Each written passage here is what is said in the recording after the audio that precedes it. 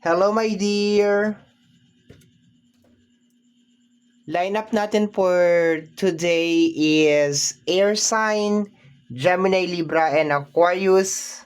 Mag-intro muna tayo ng mabilisan.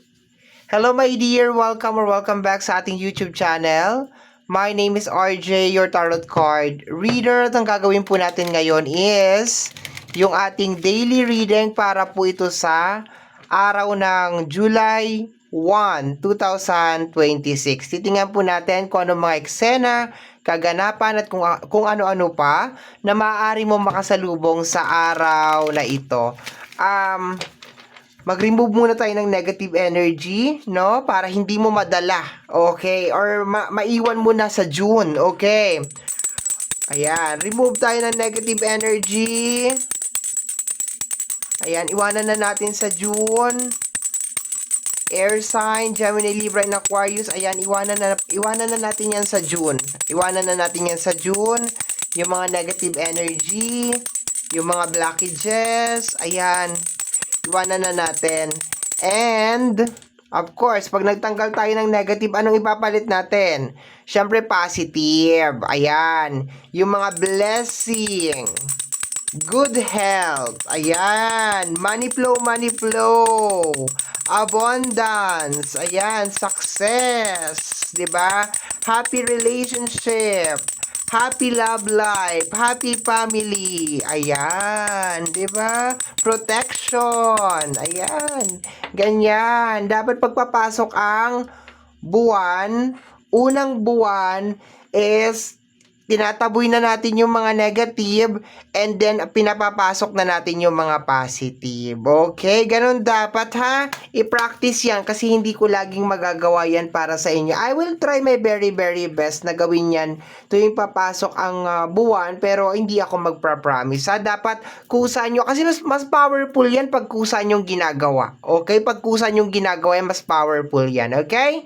So, bago tayo my dear mag-proceed sa ating reading, hayaan nyo po muna na kunin ko itong pagkakataon na ito na magpasalamat. Magpapasalamat po muna ako. Okay lang po ba yon? Okay, so maraming salamat po sa ating mga abangers, sa mga walang sawang naghihintay at nag-aabang ng kanilang mga readings. Thank you very much. Gusto ko rin pong pasalamatan yung ating mga bagong subscriber. Hello my dear, welcome po sa ating channel. I hope na mag-enjoy po kayo dito. At sana po yung ginagawa natin na mga readings ay nakakatulong po sa inyo or nakakatulong po sa ating lahat. Sa mga interested po sa ating private reading, nasa description box down below ang mga details, information na kinakailangan mo para po makontak po ninyo ang inyong lingkod. Okay, let's go na tayo my dear air sign. Tingnan natin kung anong meron sa araw na ito. Okay na yan. Cut na natin into 3.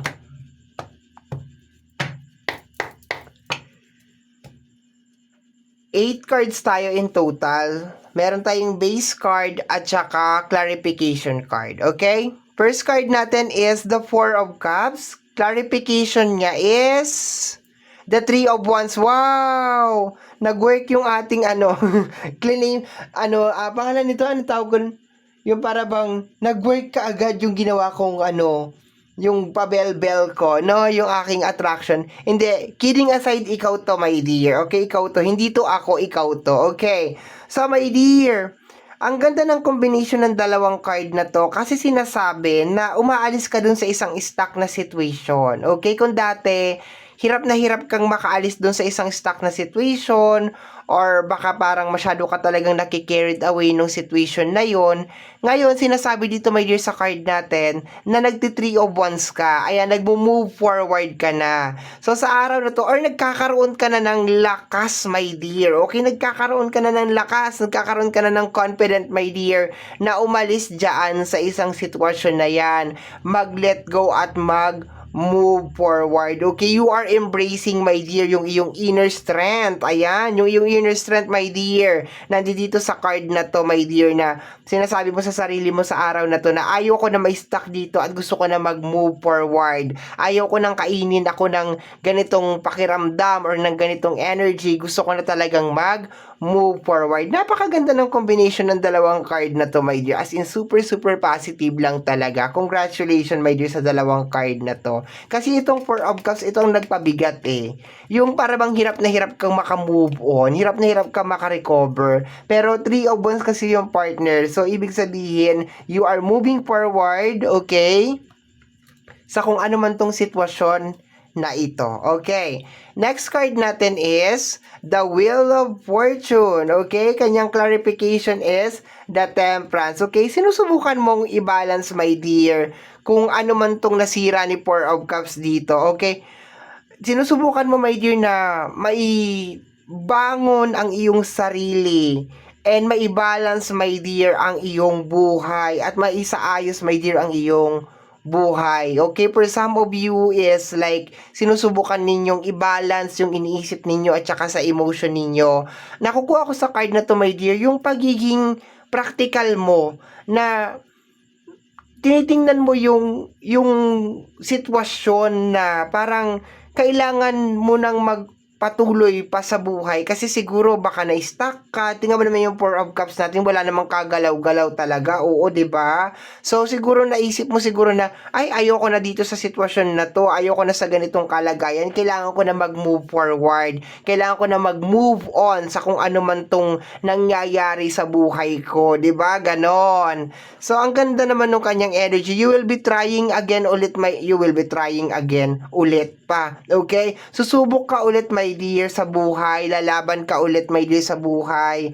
And sinusubukan mong ayusin ang iyong buhay, my dear, sa araw na ito. Actually, napakaganda, my dear, nung energy kasi napaka-positive lang talaga niya. As in, very, very positive. Punong-puno ng pangarap, punong-puno ng energy. Okay, moving forward. Pasulong lang talaga yung energy niya.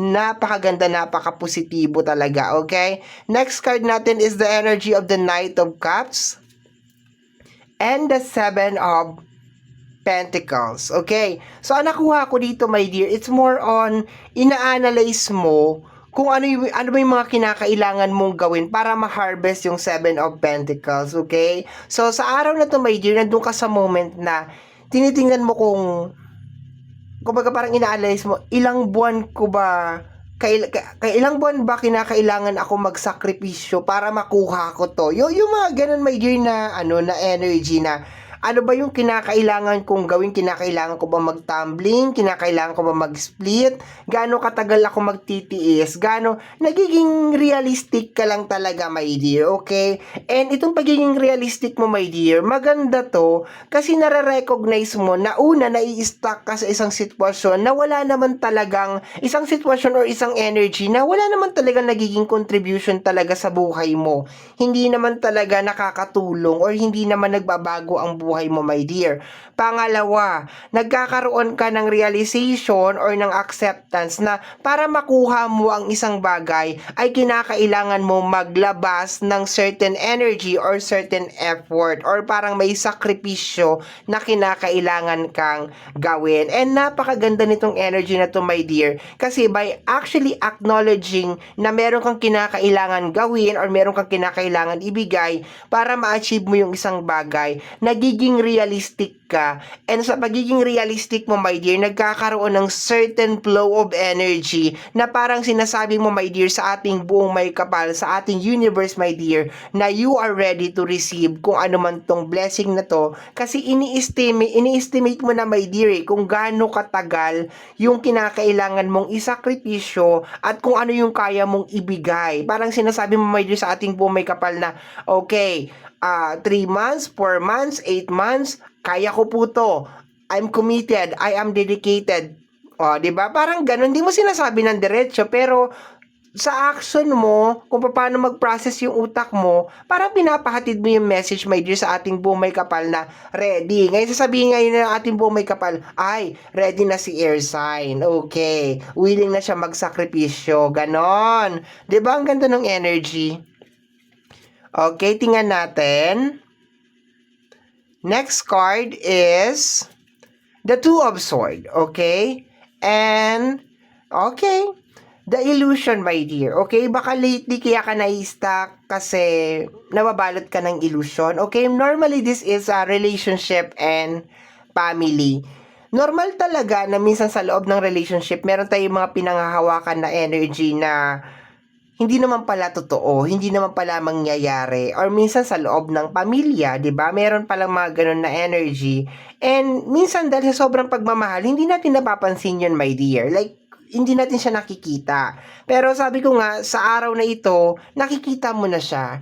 Hindi ka na nagdi-deny. Nakikita mo na parang, okay, hindi na pwedeng mag-work yung ganito. Okay, hindi na kami mag-work. Hindi na pwede yung ganyan. You are finally getting out dun sa isang paniniwala. Or kung meron ka man mga belief system, my dear, yung para bang matagal mo nang hinahawakan ng mga paniniwala sa buhay, I think ngayong araw na to, magtatapos na yung iba doon kasi siguro dala-dala mo siya, my dear, for a certain period of time, tapos wala namang nangyayari. Di ba naniniwala ka na ganito, naniniwala ka na ganyan, and then wala naman pala, wala naging epekto. Ganun din may dear yung mga certain lucky charm, no? Kung lately parang parokyano ka ng mga, wala namang masama sa lucky charm, my dear, no? Nakukuha ko lang sa energy mo na if meron ka mga pinaniniwalaan na parang mga lucky charm and parang matagal mo na siyang suot-suot and parang hindi naman talaga siya nagwo-work, possible, my dear, na maghanap ka ng isang lucky charm na talagang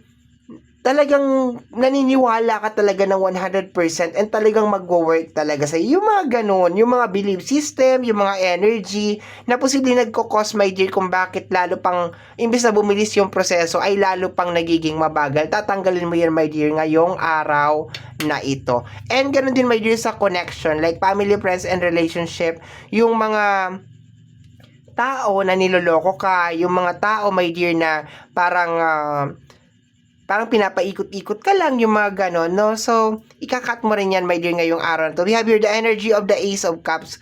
Actually, baka nakat mo naman na ito, no? Kung ano man tong ibang energy na to, baka nakat mo naman na siya, my dear. Pero hindi mo pa naman siya talaga nakakat ng 100% kasi nakakonekta pa talaga siya, my dear, sa yung emotion. So, ngayong araw na to, my dear, ito yung parang completion, my dear, ng pag-move on mo. Just in case meron mga nanakit sa'yo, if just in case meron mga breakup na nangyari lately, or meron mga sitwasyon na parang masakit, kahit nasabihin mo na, hindi naman na kami nagsasama, hiwalay naman na kami, parang ganon. So, ito, ngayong araw pa lang talaga, my dear, July 1, 2026, ngayon pa lang talaga nagsisink in sa'yo, my dear, na tapos na kung ano man yung tapos na or nangyari na kung ano man yung nangyari na. Ngayong araw pa lang na to, my dear. And dahil nangyayari yan, you are moving forward, my dear. You are receiving kung ano man itong mga blessing na ito kasi pinapahatid mo, my dear, sa ating buong may kapal na you are already ready and you are already prepared to receive this blessing, kung ano man to, my dear, okay? So, my dear, yan po ang nasagap natin na message energy para sa araw ng July 1, 2026. Kagaya po ng lagi kong nasasambit or lagi kong nasasabi, ang tanging hiling ko lamang po sa ating buong may kapal na ang mga readings na ginagawa ko ay nakakatulong po sana sa ating lahat. Maraming salamat po. Thank you, my dear. Stay safe. Ingat po palagi. Bye-bye!